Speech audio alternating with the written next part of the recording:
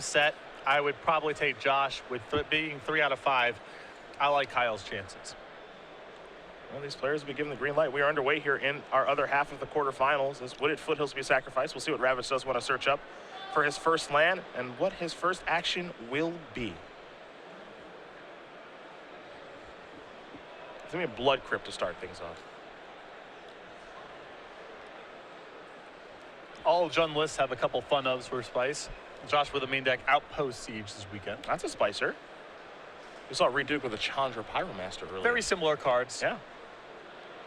Here's an Inquisition of Kozilek. The discard train has begun. A Remand, a Snapcaster Mage, a Deceiver Exarch, and a Pestermite. Along with a couple of lands here for Boggemes and Steam Vents, Sulphur Falls, and Polluted Delta. No combo looming yet. Kyle has one of the two pieces. He has the appropriate creature. No Splinter Twin.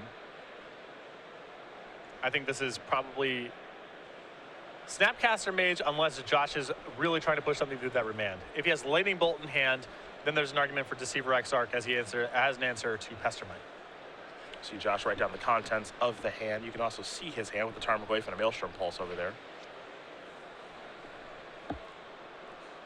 If Josh has a really explosive hand, then it's probably Remand. If his hand's a little bit on the slower side, it's probably Snapcaster Mage. He's going to take the Snapcaster Mage, pass the turn back over to Boggemes. Steam Vents tapped in a passing of the turn. Twilight Mire here for Ravitz into Dark Confidant.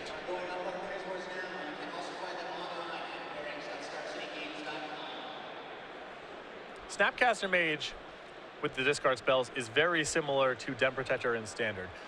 Unless you're doing something very specific, you're usually going to take Snapcaster Mage out of most hands. Boggemes will sacrifice Polluted Delta. We'll see what land he wants to search up here.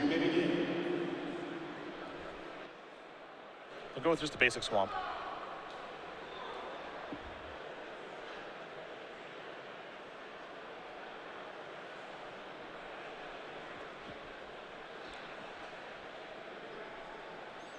Let's see what the follow-up's going to be. A Terminate. Timely. Very nice draw. And Ravitz definitely getting paid off for taking Snapcaster Mage out of the hand initially. Oh, absolutely. Ravitz would pick up another copy of Dark Confidant here. There's a Verdant Catacombs. There's Dark Confidant and a passing of the turn. So we head back Boggemes' way. Picked up another copy of Remand. 2 of those in hand now.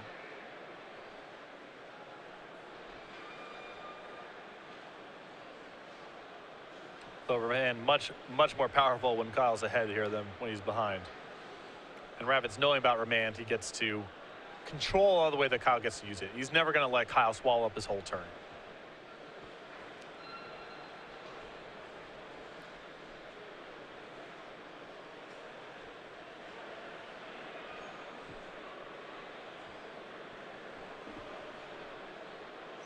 Kyle going to do a little bit of math here on how he wants to move forward for these next couple of turns. I'll start by playing Scalding Tarn. I'll pass the turn back over to Ravitz. Ravitz will sacrifice Verdant Catacombs. For Josh, you do get to pick up a little bit of information there. With Kyle playing the Scalding Tarn, he had a Sulphur Falls in hand when the discard spell was cast in the first turn of the game. And so Josh should know most of the contents, if not all of them, in Kyle's hand. The only mystery card right now is a copy of Remand. Yeah. Terminate's been drawn and cast. Yep. Deceiver Exarch, Pestermite, and Sulphur Falls still in hand, along with the Remand that's known about. Josh searching up a stomping ground there. Ravitz will reveal Scavenging Ooze to Dark Confidant. He'll take 2 from that.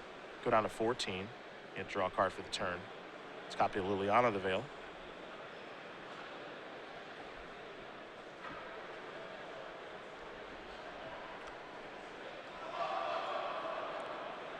And now you kind of play a little bit of a game on, do I want to attack with my Dark Confidant?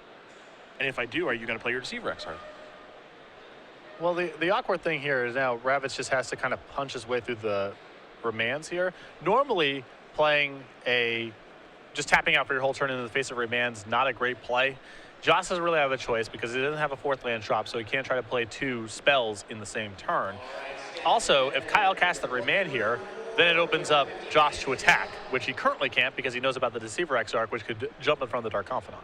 Steam Vents is going to be searched and enter the battlefield tapped. You know, for what it's worth, on that turn, Ravitz could play Lilianaville tap out, and Boggemes could just say, okay, kill you. For sure. Josh knows that that's the case, but the alternative there is just saying go and bluffing Terminate or Abrupt Decay or some such. And I think that Josh needs to start attacking with the Dark Confidant if he can. He needs to push through these remands because his hand's kind of bottlenecked anyway. So there's a risk of him dying, but the way to avoid that is bluffing a removal spell. That's Josh's entire turn while he's stalled on lands. I don't think that's a tenable situation. Remand takes care of Lilianaville for now. Dark Confidant will come across for a couple points of damage. We'll keep moving and grooving here. Boggemes does have a Blood Crypt in hand now.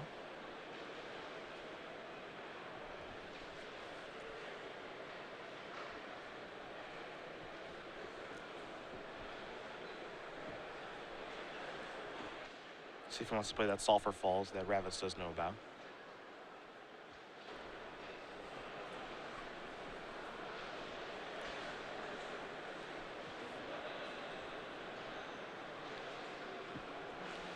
The land drops in Modern are very tricky. I would say even trickier than they are in Legacy. I actually think I agree with you.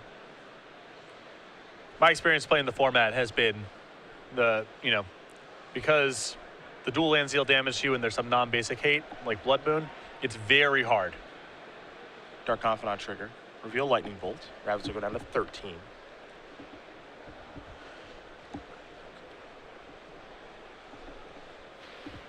Still has that Liliana in hand.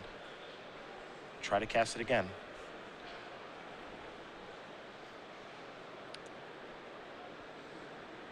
You might see Kyle play a Deceiver Exarch, untap his own land, and now remand, giving himself a shot to find Splinter Twin. Ravitz just has to pass the turn back. The window is open. This could be a kill.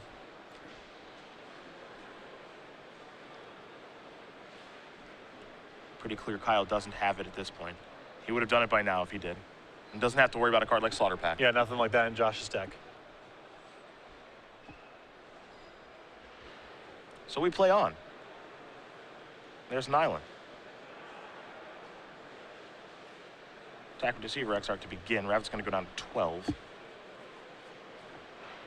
Here's a Pestermite. Now there's Kolaghan's Command. Take care of Dark Confidant, rebuy Snapcaster Mage. Yeah. This is a pretty nice shifting of the gears here. Kyle now going on the offensive here. He's kind of got the card advantage ahead in the card advantage battle. He'll have access to Snapcaster Remand next turn while Josh is stalled on lands. And the whole time he's threatening to kill out of nowhere if he draws Splinter Twin. This is what makes Twin such a powerful deck. More than any other deck in Modern, missing land drops against Twin is a death sentence because they play so efficiently once they get ahead of you on mana. And you feel compelled to leave mana up for your removal spell or whatever you have to prevent the combo at all times. So you need to be able to play things to the board to pressure them and leave up mana, and it's very hard to do when you're missing your land drops. Black Cleave Cliffs. There's a land here for Ravitz. I'm sure he would have loved for that one to enter the battlefield untapped. Could Lightning Bolt the Pestermite, play Liliana, take it down, take care of the Deceiver Exarch, and move on accordingly. But doesn't have that play available to him now. And just playing Liliana is not that attractive otherwise. Yeah.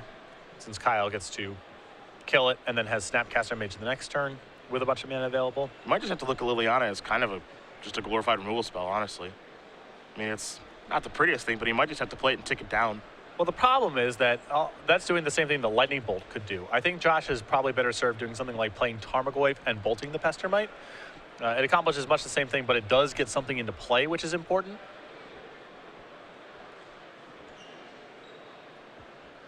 Scavenging looks like it might be under consideration too. Well, with Kyle having the Terminate back in his hand, the Snapcaster Mage rather, an argument for just oozing it away. Yeah. But there's so many quality things for Kyle to Snapcaster back that this is probably the easier play. Here's a 4/5 Tarmogoyf. The Lightning Bolt takes care of the Pestermite. Pass that turn back over to Boggemes. Boggemes will take a draw. No Splinter Twin yet again.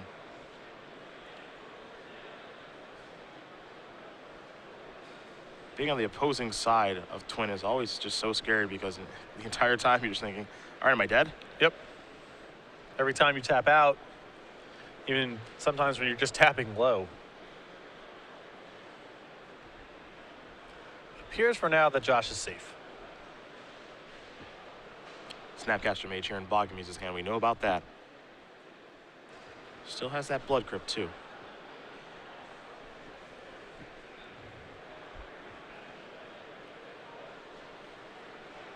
Now he's got some thinking to do.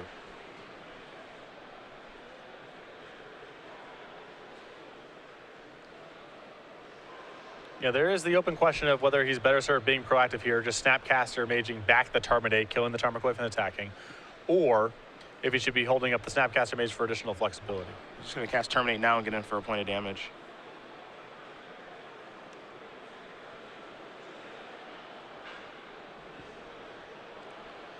If he's drawn Terminate and he has an untapped land, he gets the best of both worlds because he gets to hold up Snapcaster Mage with 2 other mana available.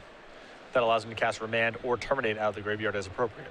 Boggemes 2 cards left in hand. One of them is a Snapcaster Mage. As we head back Ravitz's way, he picks up another copy of Black Lake Cliffs. So the lands are coming, but they have to enter the battlefield tapped, unfortunately, for Josh.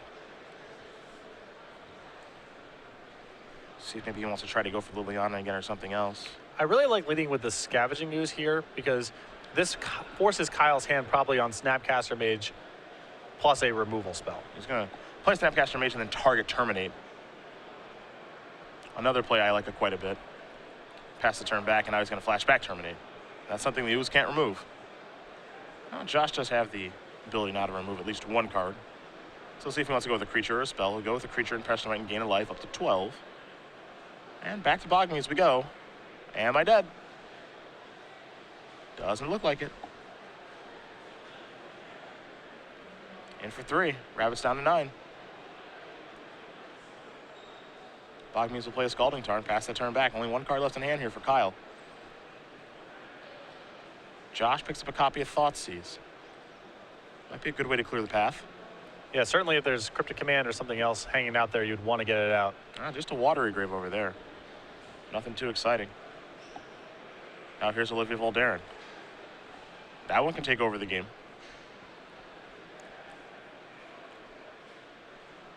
Also sets up Josh next turn to shoot the Snapcaster Mage with Olivia, play Liliana the Veil, get rid of the Deceiver Exarch, and then he's in a pretty comfortable spot. He still could just die this turn. Splinter Twin still kills him.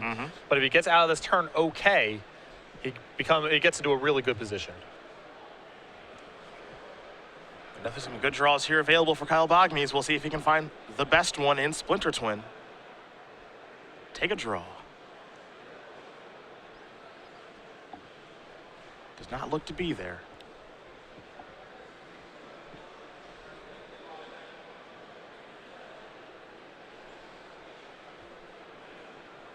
Really felt like Kyle had decent control of this game. It's being taken away now by Josh. Well, it's the old Flood versus Screw dilemma. Yeah. Josh was bottlenecked on mana for a while. The Remands were really punishing. But his hand's obviously all spells. Kyle got out to an early advantage, but hasn't really been able to capitalize because he hasn't found enough action. And, typically favors the game, favors the person who was stalled on lands, assuming the person who was ahead doesn't win the game very quickly. Looks like Kyle's getting an Oracle text for a card. Yeah, if you get a good look over there, you can see Josh has a healthy love for foreign cards, and Olivia's a little tricky. In comes the Deceiver Exarch. A 1/4 into a 3/3. You would think, what an easy block, but feels like maybe Kyle has a Kolaghan's Command at hand now. Josh will make that block. There's Watergrave enters the battlefield. Tap, pass the turn back. Ravitz looking to take control. He'll draw a card. Kolaghan's Command would have been really bad news there, but only 2 in the deck, plus Snapcaster Mages. And if it's Lightning Bolt, it's not Lightning Bolt there, because Kyle would have just Lightning Bolted the Olivia and moved on. Yep. Here's Liliana. More importantly, it's free for Kyle to make that attack. So Josh knows a good percent of the time he's just bluffing, and the 1 point of damage definitely matters with Josh on 7. Olivia shoots Snapcaster Mage. Liliana's going to tick down and take care of Deceiver Exarch. And now Olivia will come in. Kyle's going to go down to 9. We don't know what that card in his hand. I'll take a draw now. He's in some serious trouble now. Yep. I believe he's picked up a Lightning Bolt. Not terribly helpful. There's Polluted Delta, pass the turn back. Ravitz will untap in a pretty commanding position. So he draws a copy of Thoughtseize. Liliana's going up. Lightning Bolt's going to go after Liliana.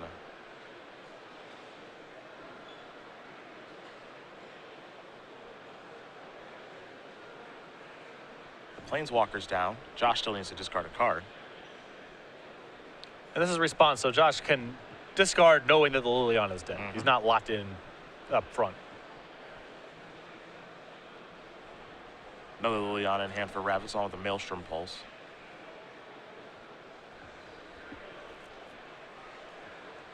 See how he wants to tap for Scavenging Ooze.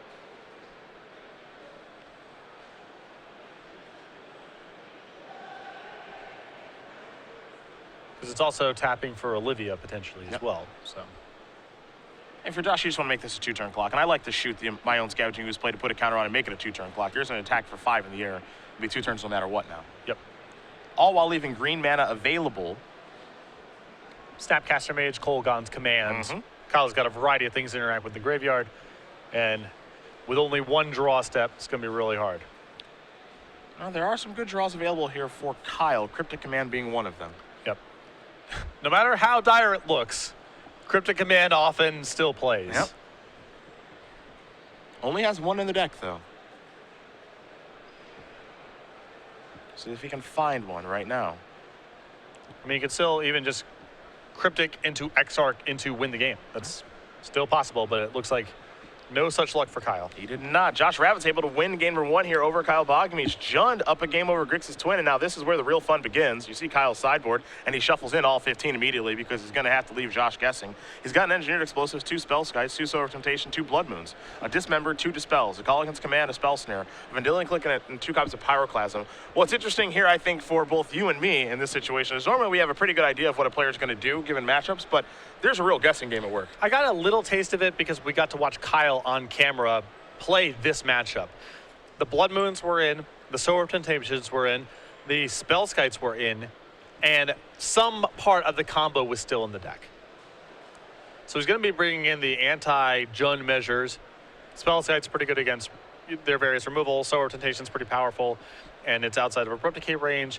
The Blood Moons could trip up Josh sometimes. Possibly the other removal spells come in as well. You might see another Dismember, another Kolaghan's Command, and so forth. But when we watched Kyle before earlier in this tournament, some parts of the combo were still available against Jund. I would expect to see the same thing here. On Josh's side, he's got 4 Fulminator Mages, a Grim Lavamancer, 2 Hunt Master of the Fells, 2 Kitchen Finks, an additional copy of Outpost Siege, an Abrupt Decay, and Olivia Valderin, a Duress, and 2 copies of Shatterstorm. I think the easiest place to start is Abrupt Decay. Abrupt Decay, I think, likely comes in. I think the copy of Duress will come in here as well. And then beyond that, I'm not really too excited about any of this stuff. It's possible if he thinks that Kyle has gone into a pretty extreme controlling road, then maybe the second copy of Outpost Siege can come in. The Grim Lavamancer is fine to bring in kind of no matter what, can come in or not. But I think it's going to be relatively light sideboarding for Josh. Quick update for you guys on our backup match between the Amulet Bloom players. Chris Van Meter is currently up a game over Tarek Patel. So we'll see if Tarek can tie things up. Van Meter, number 3 overall seed. He was on the play for that game. Patel, number 6. As we will talk about SCG game night now. 3 months in front of us. Right now it is June. This year's almost over, basically. But the bunny is available.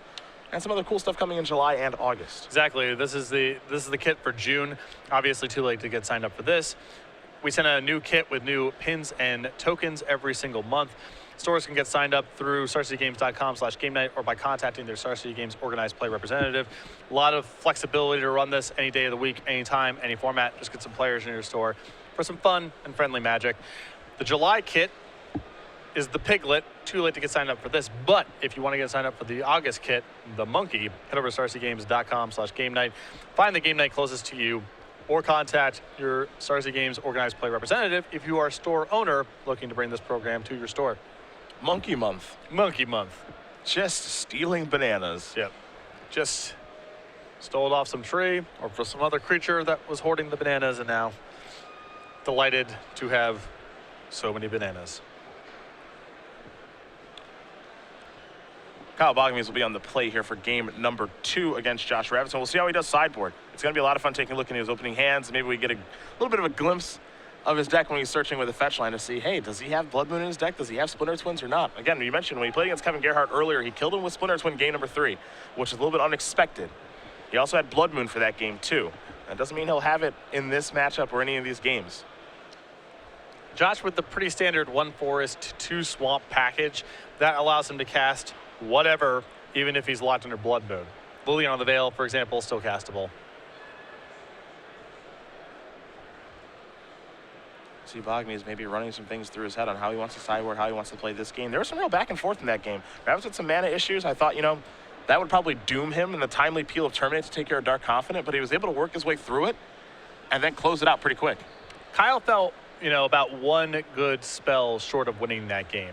And I'm not even just talking about Splinter Twin. Even something like Tassiger, something to really cement his early advantage, I think would have been good enough, but he was just light on action by the time Josh started drawing his mana and pulling out of it. It just came a little short. 2 remands against someone who's missing land drops, usually that's a winning recipe, but Kyle was a bit short on action. And the Kolaghan's command was good too. Very powerful Kolaghan's command. Maybe a little bit of a surprising result, but Ravitz able to fight through it. A little bit of mana flood there from Boggemes. That's why he's up a game. And for Ravitz, this is a tough tournament for Josh, truthfully. He's into the top 8 here, but to be able to win this tournament would really be something. Next round, no matter what happens, he'd have to play against Amulet Bloom, and that is a very good matchup for Amulet Bloom. To Josh's credit, he does have 4 copies of Fulminator Mage. He's trying to be good in that matchup. If he happens to get to the finals and run into Tron, he's got a little bit of game there. Yeah. Those matchups are typically very challenging for Jund, but I agree with you. Amulet is bad news for Josh, no matter what. For Kyle, on the other hand, Kyle's pretty stoked. He is thrilled. It's a very good bracket for Kyle if he can get through this match.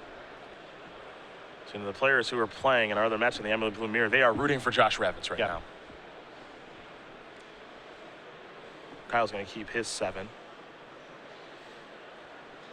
Ravitz looks a little unsure. Looks like he will keep her underway here. Inquisition of Kozilek, Polluted Delta will find a basic swamp. You see Kyle search for a basic swamp. That's notable. Yep. Implies the Blood Moons are in. Ravitz with a Thought Seize, 2 Tarmogoyfs, the Scavenging Ooze, and Inquisition of Kozilek. A Verdant Catacombs and a very beautiful Guru's Swamp. Pretty hard hand here to Inquisition.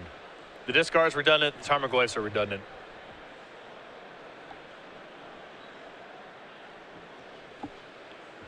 And the ooze might not even be very good, so.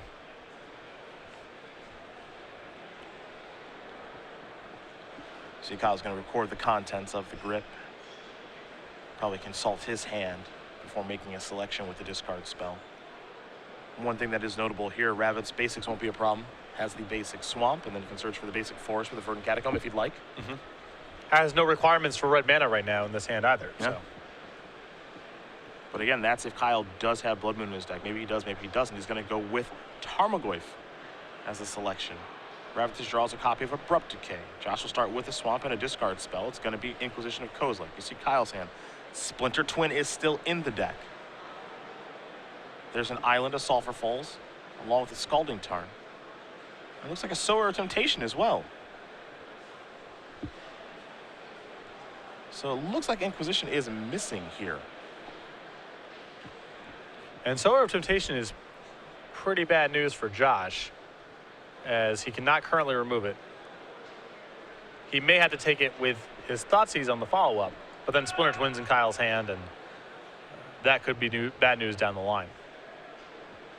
Now, one thing that Kyle doesn't know is about the Abrupt Decay in Josh's hand, as he did peel it after the discard spell. It's pretty much the ideal mystery draw, yeah. Because Kyle might get to a spot where he has the combo, Josh has had, 3 draws that he doesn't know about, and he may feel like the odds are good enough to go for it.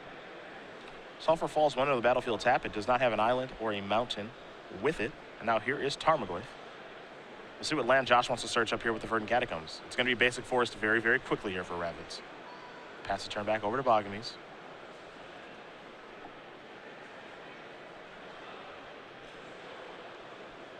Tarmogoyf currently sitting at a 3-4. The Tarn here for Kyle.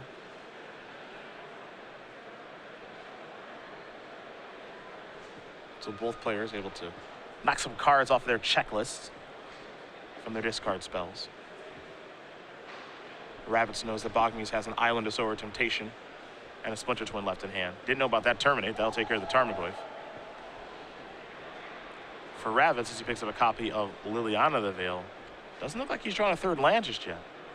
If he does appear that he's drawn Bloodstained Mire. Liliana the Veil is a great draw here. Yeah. Because Josh doesn't really want to cast a creature into the face of the Solar Temptation, nor is it great spending his turn Thought Seizing. So Liliana is a proactive play, while Kyle's hand is very reactive.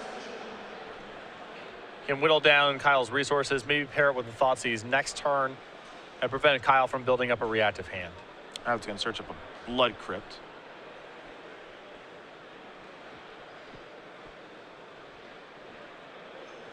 And here comes the powerful Planeswalker.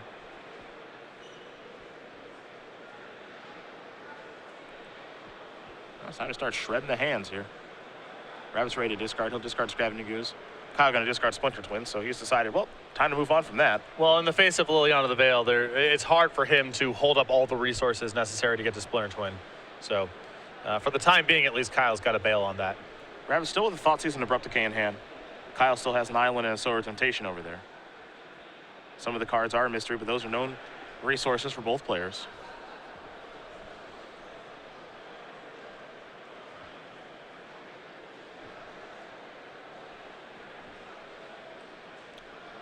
Let's see if Boggemes can work his way through Liliana. On this board, it's a really good time for it. And Josh just plays a much better empty-handed game than Kyle does. Absolutely. He needs fewer resources to operate. Kyle has way more counter spells and that kind of stuff in the deck. Kyle gonna play the Island. Here's the Sower, pass the turn back. Nothing to take with the Sower, but it puts a little pressure on Liliana. Yep. So the rest of Kyle's hand, well, that's a mystery. For Ravitz, we still know about that Decay and that Thought Seize. And here is a Thought Seize, so we'll open up Kyle's hand a little bit. Ravitz will take a little bit from the discard spell. Looks like another Splinter Twin. Just a a land land. of Sulfur Falls. Bye-bye Sulfur Falls, maybe. Nope, it'll be the creature for now. Kyle will untap and take a draw. I think Josh would rather sit on the 2 removal spells in hand than use one on the 2/2 flyer for 4 with no other text and discard the other one to Liliana. There's Sulfur Falls. Here is Kolaghan's command. Get back the Solar Temptation. Take care of your Liliana. Good draw. Solid turn. I mean, that was the draw Seppi was really looking for there. Dark Confidant the draw.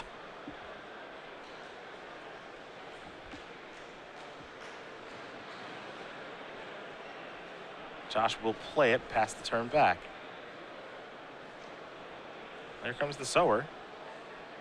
And now, oh boy, that's a big draw. Back-to-back, very solid draws here for Kyle. Absolutely. Tasker right off the top of the deck. Can't decay a lot of these cards here for Josh. It's part of the reason it's Sower instead of something like Threads of Disloyalty. Yep. Well, Terminate is timely. That'll take care of the Sower. Stomping Ground on the battlefield tapped. And Abrupt Decay is the last card available. Now Tasker can go to work. And just look at Josh's life total, too. And Yep. he's got Dark Confidant in play. Kyle has really swung this game around by drawing Tasker. He can keep up on card advantage, and Josh is definitely behind in terms of the damage race. Let's see what Dark Confidant reveals. It's a Swamp. Bloodstained Mire, the draw, it appears. In comes Dark Confidant. There's, jeez, Deceiver Exarch. Boy, Kyle is making this ugly here. Back to back. Yeah. There's how about I just block with everybody? Just get in there. Dark Confidant's out of here. There's a Bloodstained Mire, pass the turn back. Kyle's going to come across for 6 points of damage. Abrupt Decay will take care of that. Make it 4. Excuse me, would have been attacked for 5.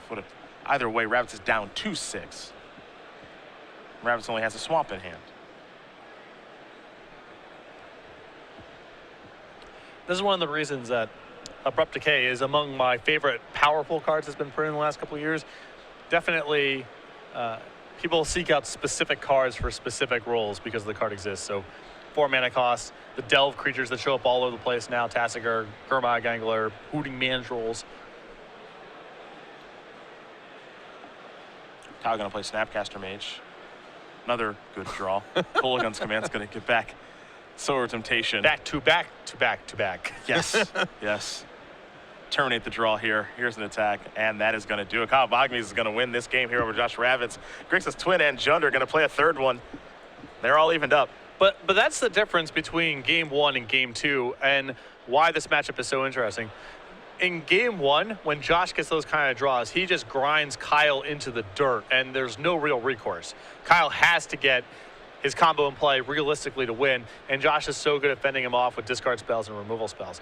That game, much the same thing was happening. Kyle had Splinter Twins in hand. They had to get discarded. It looked like he was getting run over, but then Sower of Temptation, Tassiger, these creatures that are outside of Abrupt Decay range and just come with a lot of individual power with them, they were able to flip that game where it looked like Josh had gotten himself into a commanding position. Kyle shuffles all 15. He'll be boarding 15 out yet again. We'll see if the Twins, the Blood Moons, all that stuff, if they stay or if they go. But for right now, we will talk about the Spring Creature Collection here with Star City Games. We've got sleeves, playmats, and dice bags of some of our more fun items. Yeah, we have the April, May, and June kits there, the bunny, the bee, and the kittens, and Delver of Squeakrits, all available on card sleeves, playmats, and dice bags. StarCityGames.com/creature collection to order your items today. Delver of Squeakrits. I've gotten smooth with it now. It took a little bit. Yeah, me too. I know that's a fan favorite. I'm still very heel on the bee. Sure. Yeah, never gonna. It's unforgivable. It's a personal thing, man. You're not gonna like every part of the animal kingdom. It's okay. This is a lot of fun to watch here because a lot of the time with sideboarding, and I am certainly a victim of this. Yeah, I just take my 5 cards, put them in, take them out. Okay, I'm moving out with life. I don't have time for this bluffing and shuffling everything in. For Kyle, and it's correct to shuffle all 15 and always, but people are lazy. For Kyle, it's actually necessary. Oh, definitely. He's got to keep Josh off balance. Most of my sideboards are, like Shatter, and you take some damage, blow up a land, and you take some damage, kill your creature, and you take some damage, and, do something to your graveyard and hopefully deal damage. So there's not a lot of bluffing to be had, Smash to Smithereens, Molten Rain, Searing Blood. And Sudden Impact, something that's good, whatever's good against card drawing, I guess. Yeah, you're a straightforward guy. Hand size. Yeah. Kyle here's got a lot of different roads he can take with how he wants his deck set up. But we know he's left in some of the combo. He drew 2 copies of Splinter Twin last game, I believe. That's about how much I would predict would still be in his deck post-board. But Josh cannot be certain. It's possible Kyle's still on the full amount. Yeah. There's no guarantee he's removed any of it from his deck. I'll tell you what, it's not going to matter his sideboards if he draws like that in the mid-game where both players are top decking. Yeah. That's for sure. And that's what's so nice about being able to sideboard that way is Josh is really well suited to deal with the combo. Kyle can leave it in and Josh has to respect it. And then Kyle can go about his business winning the game with other cards like, Kolaghan's Command, Snapcaster Mage, Tassiger, Sower of Temptations, Cryptic Command. That's a pretty good base for just playing a Grixis control game if he's feeling so inclined. Absolutely. And really that last game was some of the power of the Grixis deck, just why this color combination works. You got Tasker, Kolaghan's Command's great, Snapcaster Mage is great. And this was, as you take a look at the 7-1 results and better for this Invitational, you're going to find a lot of Grixis control decks in a lot of different varieties. You've got the Splinter Twin version, you've got the Control version, and you've got the Delver version. Yep. And they all have those cards in common. You'll find Snapcaster, Kolaghan's Command, and Tasker in there. Can't forget about Lightning Bolt as well. And all those cards, Sower of Temptation, Kolaghan's Command, Tassiger, they're also conducive to big comebacks. Kyle can get behind in this game on card count, on board presence, and just like you saw in the second game, can swing it around with a couple good draws.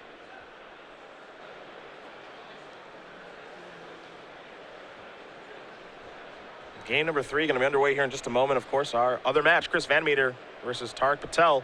That's the Amulet Bloom Mirror. Van Meter is currently up a game there. And those players are rooting for Josh Ravitz here. They do not want to play against a twin deck. Talking to Chris yesterday, because he had an impressive run through the modern portion of the tournament. He said, well, I didn't get paired against a twin once, so that's good. Yeah, Tarek too. They were a combined 15-1 through modern. Yep. An 8-0 and a 7-1. Very impressive. Yeah.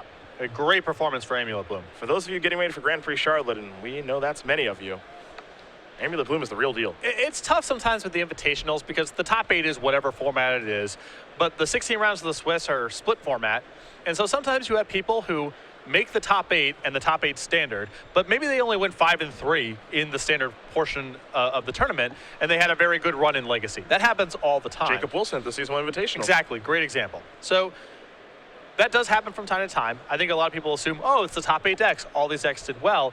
In split format tournaments, that's not necessarily the case.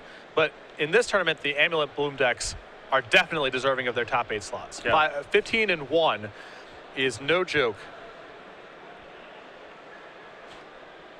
I expect to see a healthy amount of that deck in Charlotte next weekend. And in fact, I think Chris's only loss in Modern came in the mirror. It was a Tark. Yeah. So 15-1, only losing to the other one. Yeah. We can call that, we can call that 14-0, basically. Yeah. Deck does not mess around. And the people who are supporters of Amulet Bloom, and Sam Black is jumping to mind, they are loud supporters of that deck. Well, it's got very clearly defined strengths and weaknesses, but if you sat down and wrote a list of the strengths and the weaknesses, the list of strengths in terms of matchups way longer than the list of weaknesses. The problem is the twin matchup's not very good, and a lot of people play Splinter Twin. Yeah. But if you can avoid that matchup, the deck's great. Or just nut draw them. Yeah, and your best draws still beat twin. Yeah. It's just your normal draws probably don't. Ravitz will take a look here. His opening hand with his Jund deck. He says, okay, I'll keep. Kyle, he's going to think it through.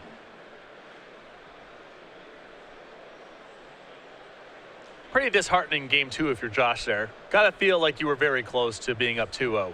That's it. That's how I imagine how Kyle felt after game 1. Probably, yeah. I can draw Splitter Twin to win at any point. I missed for a couple of turns. Now I'm drawing a bunch of lands. Josh is getting back into it. Now I can't win. If I draw twin, I win on the spot. And even if I just draw reasonable spells, I'm probably going to win the game. Tassiger. Yeah. Something like that. Snapcaster Mage. Yep. It's the ebb and flow of a game of Magic as Kyle's going to take a mulligan.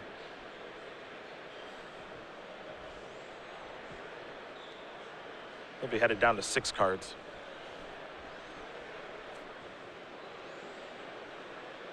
Grixis. Patrick Chapin must be thrilled. Yeah, there's a lot of it. His favorite color combination. He's going to be in Charlotte too, so. And this is a pretty, as far as mana bases go, the top 8s, it's kind of a freebie to be playing 3 colors. There's not a lot of decks here that are punishing your life total. No copies of Bird, no copies of Affinity. Pretty good top 8 to be a 3-color deck instead of a 2-color deck. It'll surprise you too. 2 Affinity decks went 7-1 yesterday. Very good run. I mean, that's a deck that we assumed when we went on the air before the round started that Kolaghan's command kind of kicked that deck out of the room. Yeah. And there's a lot of anecdotal evidence to suggest that too. If you talk to a lot of players who have played Affinity in the past, they bring up that card as a reason that they've shelved the deck for a while. But 2 decks going 7-1 that's a legit performance too. It's not over for that deck.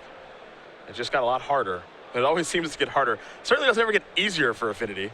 It's very rare that they print an artifact that's good enough to go in the deck. The bar is pretty high at this point. Yeah. Now, that is a funny thing to say about a deck that plays with Ornithopter and Memnite and things like that, but the bar is pretty high. There's only so many cheap artifact creatures to go around, and Cranial Plating and Arcbound Ravager aren't walking through that door anytime in the near future. At least we don't think so. It's hard for new content to come in and affect that deck. But they do print some really good Shatters, and really good Pyroclasms, and so forth, in just about every block. Raging Ravine is how Ravitz will start things off. Boggemes happy enough with his 6 cards as we are underway here in game number 3. Watergrave will enter the battlefield untapped. Now Serum Visions will be cast. So Boggemes down to 18. He'll draw a card and then scry 2. The poor man's preordained. The law-abiding man's preordained.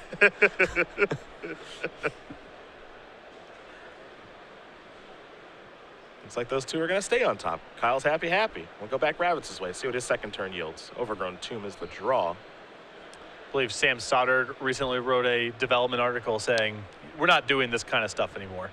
We're done with these cantrips? Even Serum Visions. If Serum Visions got banned, it would be really something. I don't think it's going to get banned. I think they're happy with this being, we want to have a little bit of the spiky blue stuff going on, and we're okay with this being the rate you get to do it at. Gitaxian Probe also pretty powerful and functions that way, but they do a lot to simply make the games play out the same way over and over again. So there's no real value to be gained. And all of them are busted. Every single one that gets printed is busted. Swamp off of the Bloodstained Mire. Now here's a Dark Confidant. I'm going to put Kyle to the test right away to see if he has a removal spell. In game 1, he didn't, but he peeled a Terminate to take care of Dark Confidant. We'll see if he's got the removal spell for this one. Does have a Sulfur Falls in hand, so red mana is not going to be an issue. And don't underestimate Grixis Twins' ability to pressure the life total, too. I mean, it is... obviously, Kyle would like to kill the Confidant on the second turn, but if Josh takes a lot of damage, it's not like this game can just go on indefinitely with Josh keeping a Dark Confidant in play if his clock is slow. Terminate is the reveal off of Dark Confidant. Thoughtseize the draw. Spellskite was the play for Boggemes last turn, so maybe that's indicative of him still having the combo in the deck and looking for a little bit of protection. Also good in conjunction with Solar of Temptation. Yeah. That interaction came up in a match that we watched too. Liliana of the Veil making Kyle sacrifice the Spellskite. And Dark Confidant will come across in the red zone. 17-16 in favor of Ravitz right now.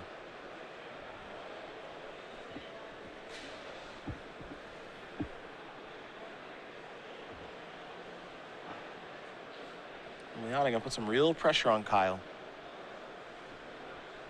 We saw him work around it in the last game. Instant speed removal in hand. Liliana of the Veil to really leverage the fact that he's drawing 2 cards a turn against Kyle's 1. And if Kyle doesn't have a removal spell... Now, we actually saw kind of the same thing happen last game, and Kyle was able to flip the script there with a couple timely draws. Kolaghan's Command, for example, excellent in the spot. Scalding Tarn is the land. Dismember is the play. Kyle will have to pay 2 life to cast it. He'll pass the turn back. Chris Van Meter, for those of you wondering at home, is won game number 2 against Tar Patel. 1 more to go for CVM to move on to the semifinals. Here's a Thoughtseize. 2 Snapcaster Mages, a Kolaghan's Command, and a Mountain, the grip here for Kyle. That's a real good one. One that can, weather the storm a little bit of these discard spells. Couple sources of card advantage in there, but this feels kind of like a repeat of game 2 so far. Josh has built an early advantage. It's not a lock by any means. Kyle has some very good draw steps. But the fact that Josh is sitting on a Terminate means that something like Sower of Temptation, Tassiger, it's not a guarantee to catch Kyle up. And that was something absent last game. Josh was sitting on a bunch of Abrupt Decays, and Kyle was hammering in with permanents that cost 4 or more. It'll be a little interesting to see how Josh wants to use Liliana. And I say that because I wasn't sure if he even wants to use it at all. It's likely that he does, but there are certainly situations where he doesn't. We'll discard Terminate now. A Mountain gets discarded by Kyle. So Kyle's hand right now, Snapcaster Mage and Kolaghan's Command. Ravitz to play Overgrown Tomb tapped. And now it's time for Tassiger.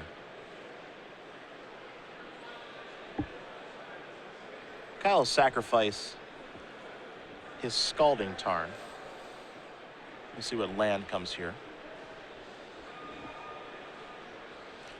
And I don't mind Josh getting rid of the Terminate here. With Kolaghan's Command, he has an answer to Sower of Temptation if that comes off the top. And with the Liliana of the Veil in play and in hand, he can answer Tassiger or some other follow-up. So even though Terminate is very powerful here, probably the weakest of Josh's 3 cards, and I do think he wants to continue to plus Liliana. If that's the weakest of your 3 cards, you're doing pretty good. Yep.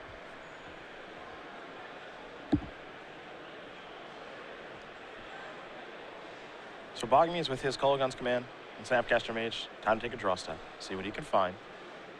Remember, Josh knows about the Kolaghan's Command in hand, so there's a very good chance Kyle takes this opportunity to remove Liliana. Josh wants to keep the backup Liliana in hand, so he can start this all over again.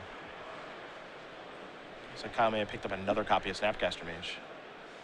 Land appears to be the bottleneck here for Boggemes.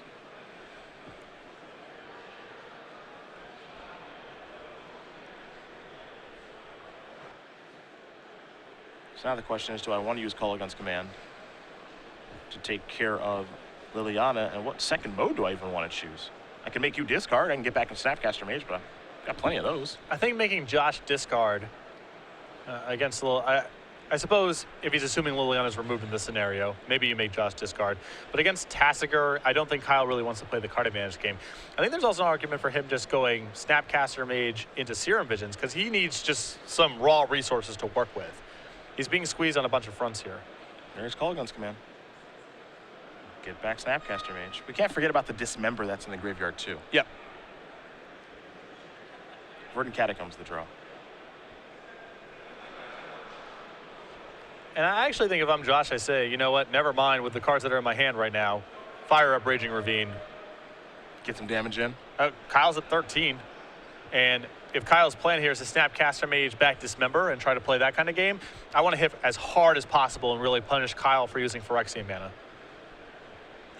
Well, Ravitz did sacrifice Verdant Catacombs, searching up a forest. And it looks like he might be going towards Raging Ravine. He's going to decide exactly what land he wants. Maybe he wants another swamp. Maybe he just wants a non-basic because he's not fearing Blood Moon in this game now. Yep, he's going to fire up Ravine. He'll get a trigger and attack for 8. Boggemes down to 5. At this point, Josh might just say, well, if Kyle untaps and casts Blood Moon, he's just dead. He has 3 mountains in play, and I'm attacking him down to 1. Yeah. So that's just not something Josh is going to play around here. Boggemes will untap and draw. Picked up a copy of Watery Grave. Lands are certainly something Kyle is in the market for.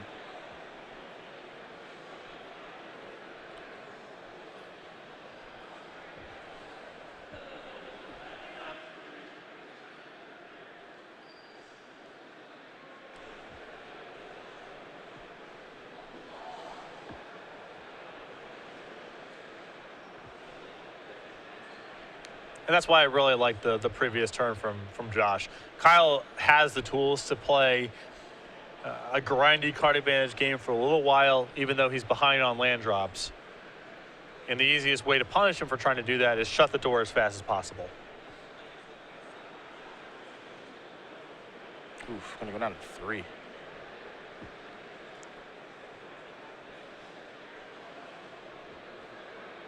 Still with the ability to cast Dismember and not die. Yeah, it's a wash on the damage. He either takes 2 from the Water Grave or 2 from the Phyrexian mana. So might as well put it into play untapped. That's how Ravitz wants to proceed here. Kyle with 3 Snapcaster Mages in hand. Will he have enough time to unload all of this stuff?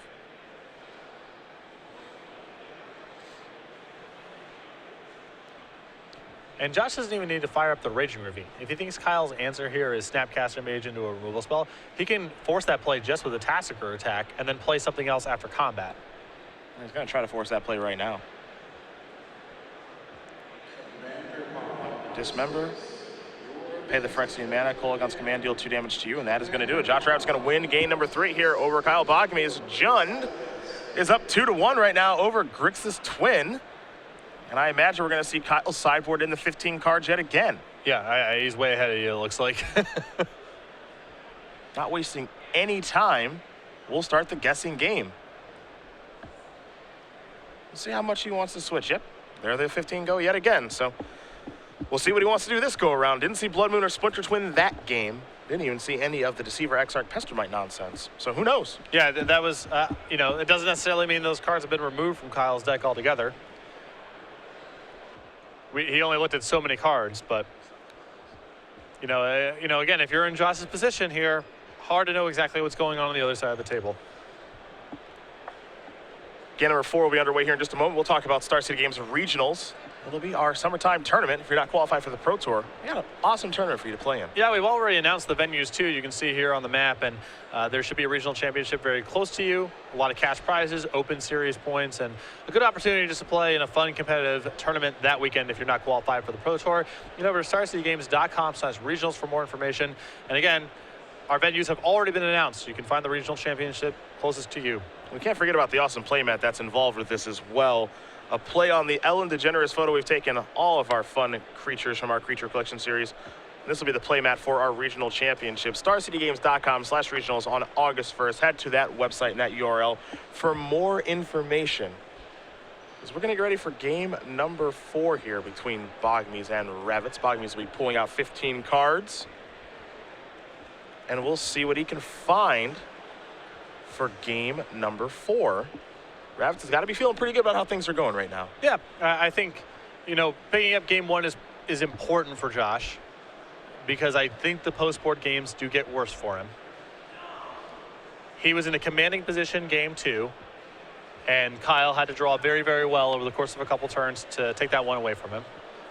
And he was kind of, it felt that game ahead from start to finish. It was never really a hammerlock again, because Kyle has a lot of cheat spells that allow him to come back in certain spots, as we saw in game number 2. But Josh had an end-to-end command of that game.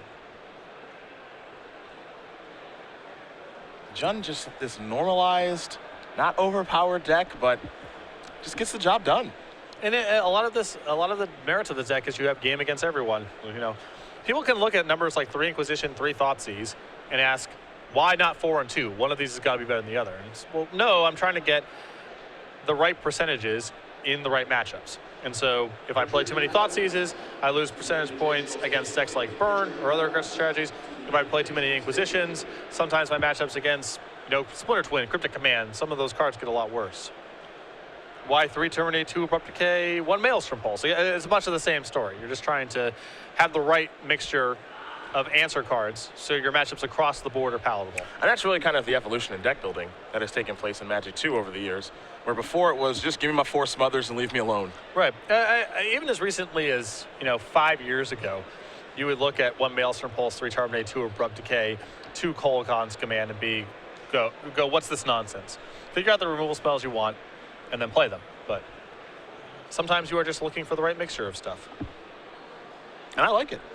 And that's something, it's definitely affected my deck building a lot more. I was always, 4 of, or 1 of if you're tutoring for it, or 0 of.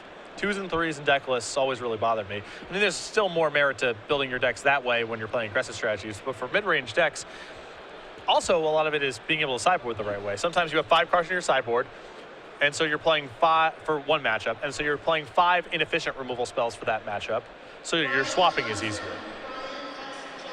That's why I played a Tark Red in Portland. All 4s. All 4s. Make it a little bit easier on 1 me. Become Immense. Yep. Perfect. And the 1 Dastardly Forest. Yeah. The cost of doing business, the 1 Basic Forest.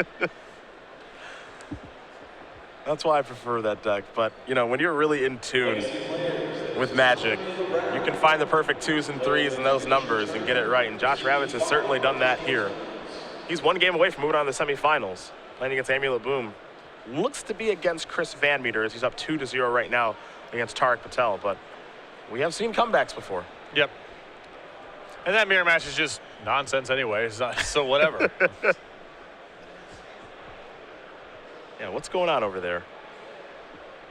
Just, I'm doing my thing. In the other quarterfinals, someone's got to win. Could be you. Yeah. I'm doing my thing, you're doing your thing. Let's see if this is good. Yep. But we'll have Amulet Bloom on camera soon enough. Maybe we'll have time to jump that way.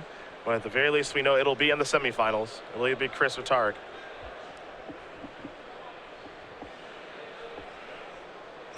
Josh has already laid out his hand.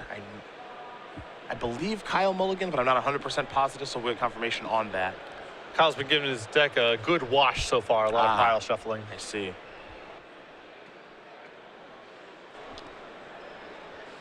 Does not appear that he has Mulligan, so he'll lay out his opening hand. Yep, still on 7, so we're good. Both players take a look. Boggemes again will be on the play here for game number 4. He'll keep. We'll see if Ravitz will do the same.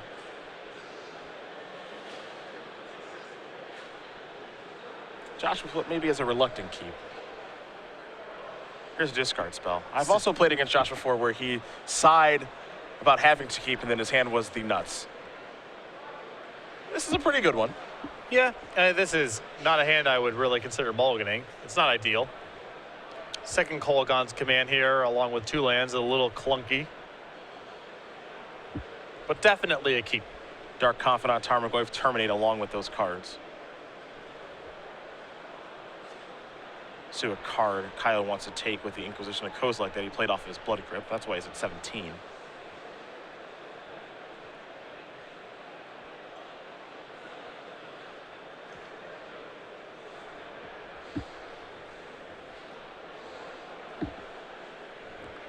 Boggemes going to record the contents, as any good players should when they're casting a discard spell.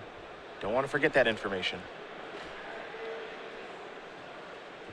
And this is sort of a similar version of the Snapcaster Mage dilemma of if you're if the game is going to go on for a long time, maybe you take Kolagon's command here, because even though there's 2 copies and Josh only has 2 lands, just because the game's going to go on for a long time and that card's eventually going to be powerful.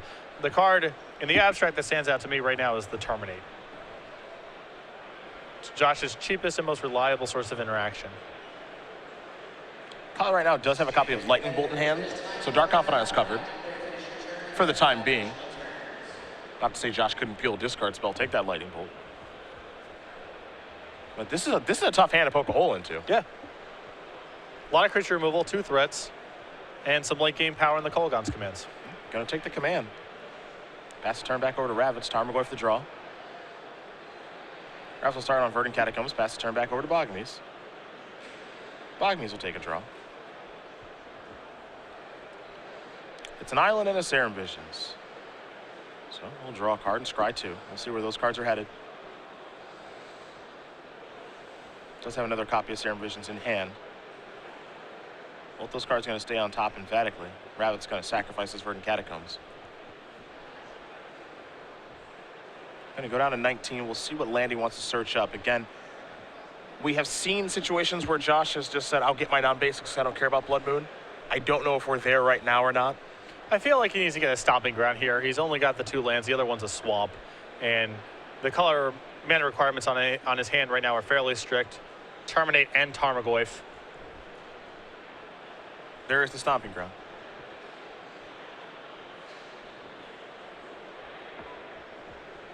Ravitz currently in the lead, 19-17, but a lot of game left to be played here. We'll see what he wants to play on turn 2 as well. Kind of an interesting decision if he wants to go with Tarmogoyf or Dark Confidant here. I think it's easy to say Dark Confidant, but Tarmogoyf could be a good play. I think with a mana up, I like playing Tarmogoyf here, because because of a tempo perspective, if Kyle has Lightning Bolt, he gets to be ahead. Now Kyle has to respond to the Tarmogoyf on his own turn, which is much better from Josh's perspective. Josh does go with the 3-4 Tarmogoyf before passing the turn back over to Boggemes. Boggemes will play a Polluted Delta. We'll see what else he's up to this turn.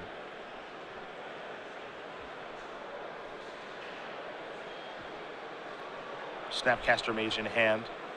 Serum Visions 2.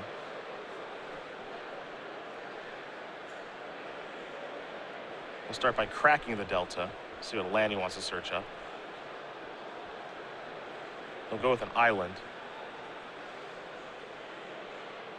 Feels kind of like a Blood Moon. Yeah, I think he might be Blood Mooning this turn.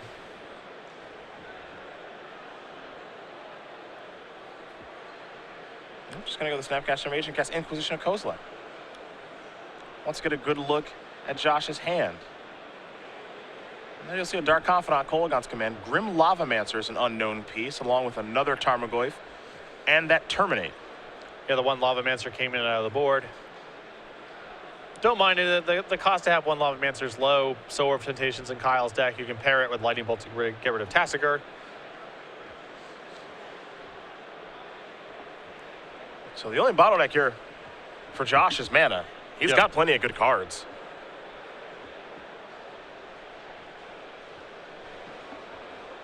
And again, Kyle has a copy of Lightning Bolt in hand for Dark Confidant, so that can be answered.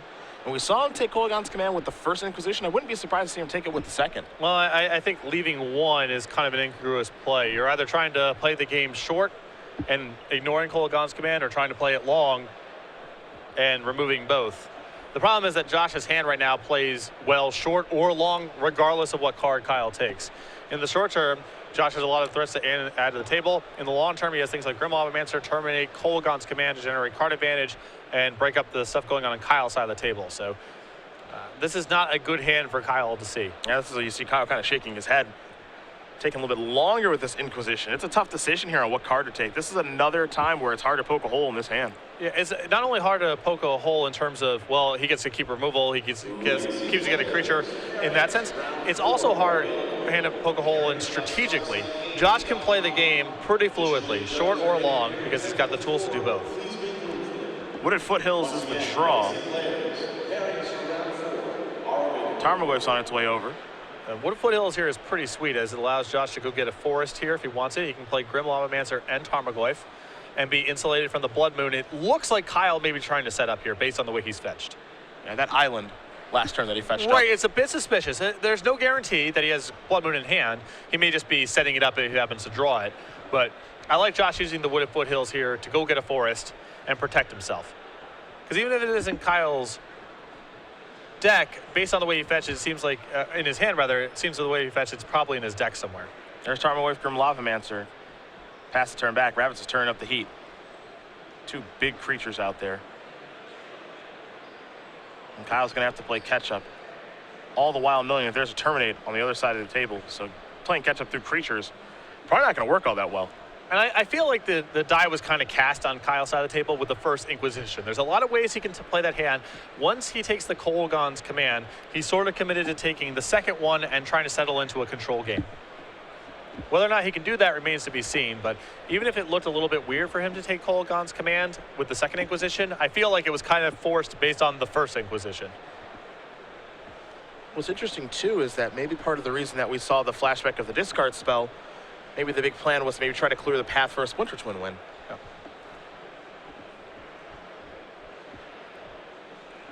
But who knows? We'll see what Boggemes is up to here. He's in some real trouble now. He doesn't have the mana to cast Terminate. Lightning Bolt does not answer the Tarmogoyfs unless he's willing to block with the Snapcaster Mage, and that's a pretty big commitment of resources. I'd be surprised if he even gets the opportunity with the Lavamancer out there, yeah, too. Exactly. So, and Kyle is already at 13. Yeah. So there's not a lot of time for him to work his way out of this.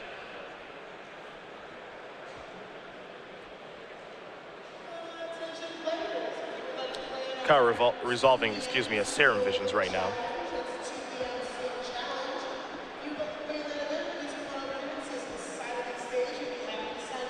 Polluted Delta's the land.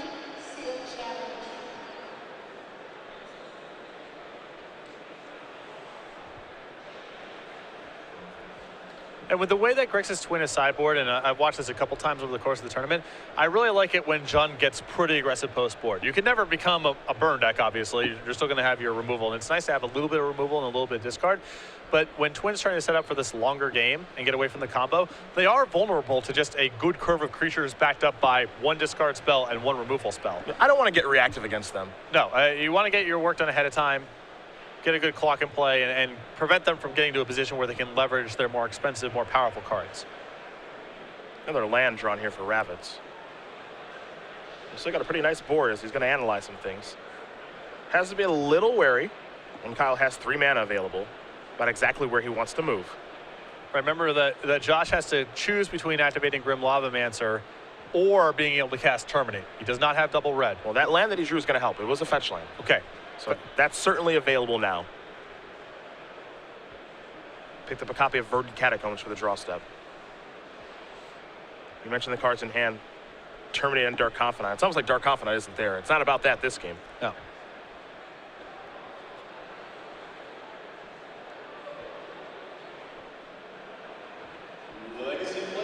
But whenever you're playing against Twin, there's a lot to think about. That's why you see Josh's turn taking a little bit here. Yeah. Got to tread pretty lightly. 3 mana can mean a lot of different things. Here comes the attack.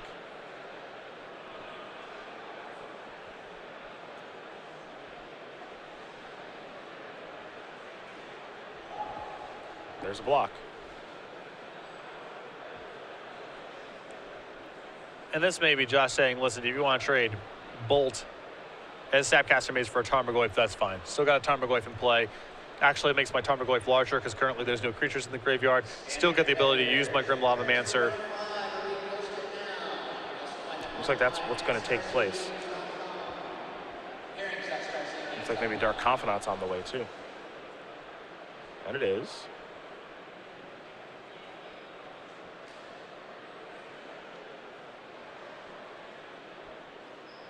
Next up, you imagine, is the Verdant Catacombs. Yeah, gotta leave your the ability to cast Terminate here.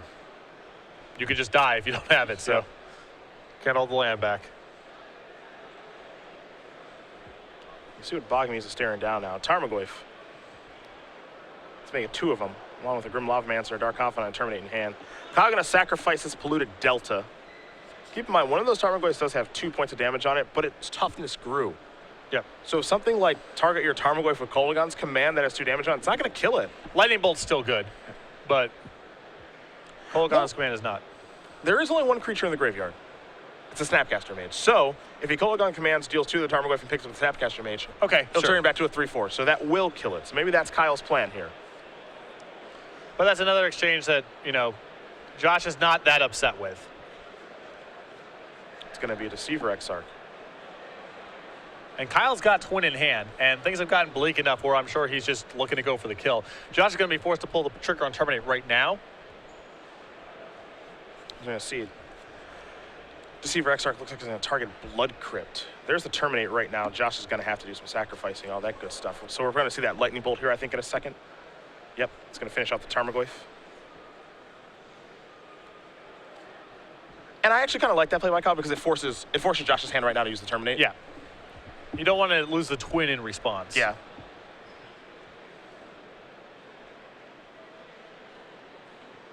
So Josh is empty-handed. What he's got is on the table. No Lavamancer activation, given that he's tapped out. 2/1 Dark Confidant, of course, and then the 4/5 Tarmogoyf. Kyle's the one that's got to play catch-up, and we'll see if he has the tools to do so. Not a lot of life to work with, given that he's at 9.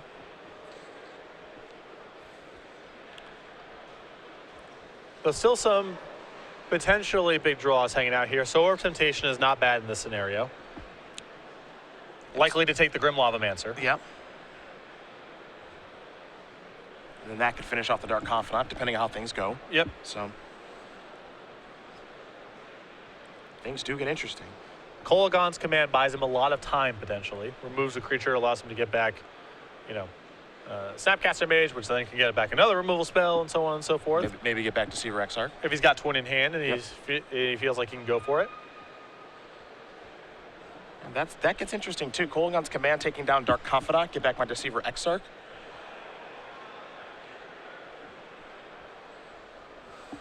It's a Scalding Tarn as the land. There's a lot to think about right now if you're Kyle. This is not easy. Kolaghan's command getting back a Snapcaster Mage has a lot of permutations over what you can do for your next 2 turns. This is not a simple decision because there's actually numerous decisions going on all at the same time. He does have a copy of Kolaghan's command in hand. Scalding Tarn also makes things interesting too because, well, that's at least 1 life. Yeah, and Kyle doesn't have a lot to play with right now. The other card in hand, actually, I think, is Sower of Temptation. I think the hand right now is Sower of Temptation and Kolaghan's command. Boy, that is tough. That is really hard. There's Sower. Take the Lavamancer. It just has to take Grim Lavamancer with it. Pass the turn back. Hopefully nothing too bad happens from Dark Confidant. Josh going to get 2 shots at it. Number 1 is a Tarmogoyf. That's pretty good. Yeah, another big hitter. But it could be way worse. Maelstrom Pulse is much worse for Kyle. Yeah, he needed to be at least able to chump block with the Grim Lavamancer, if not untap and activate it. And this is going to be really hard to beat. Yep. Because now Ravitz gets to come across here for 6 points of damage. Boggemes is going to go down to 3. Now he's going to go down to 2.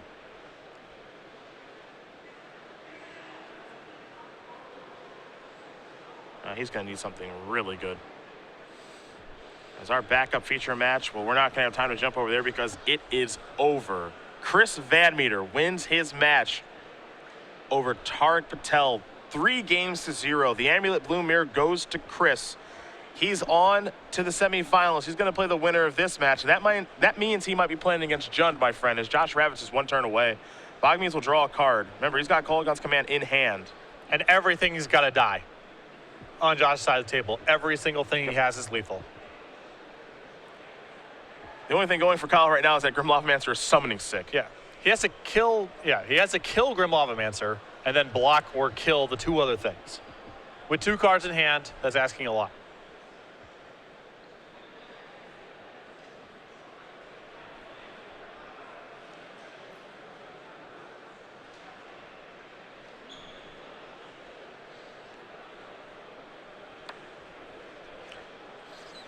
It's a really tough spot here. I don't know if there's a way through it. He really, really needed to fade a removal spell last turn, but Dark Confidant helped out.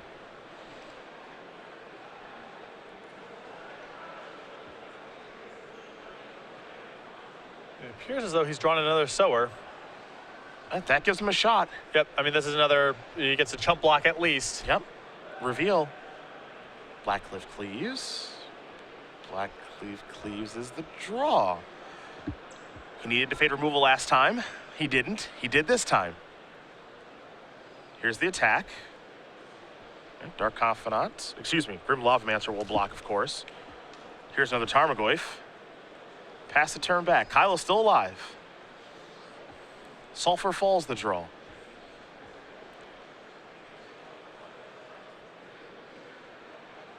Josh unable to find removal that turn. Another sower in the graveyard.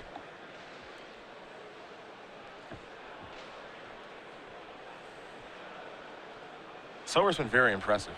It's been great for Kyle. I don't think it's going to be quite enough, but it was definitely impressive when we had him on camera during the Swiss rounds, and it feels like it's been his most potent post-board card. Just can he find a way to beat these Tarmogoyfs? They're so big. Yeah, and I don't think there's a Terminate hanging out down there. Kolaghan's command's not really up to the challenge. So what gets interesting now is I think we're going to see a command. 2 damage to Dark Confidant, return Snapcaster Mage. He's got a Sulfur Falls to play, so now he plays Snap. And he's going to go the Serum Visions route. So he'll draw. Now 2 cards going to go Scrying. We'll see where they're going to go. They're going to go to the bottom. He can still try to set up, you know, Cryptic into an Exarch into a Twin next turn if he's allowed to chump block. He gets to block them both. Fire off a Thoughtseize. Inquisition to Kozilek. Pass that turn back. Take a draw. He'll pass. Ravitz will draw. Time to attack. It's a Deceiver Exarch. That'll keep him alive another turn. How's Kyle do this time? He'll pass it again. He's barely hanging on. Terminate. Exarch, kill your creature and kill you. Josh Ravitz gonna win this match here over Kyle Boggemes. 3-1. Jund move on through Grixis Twin.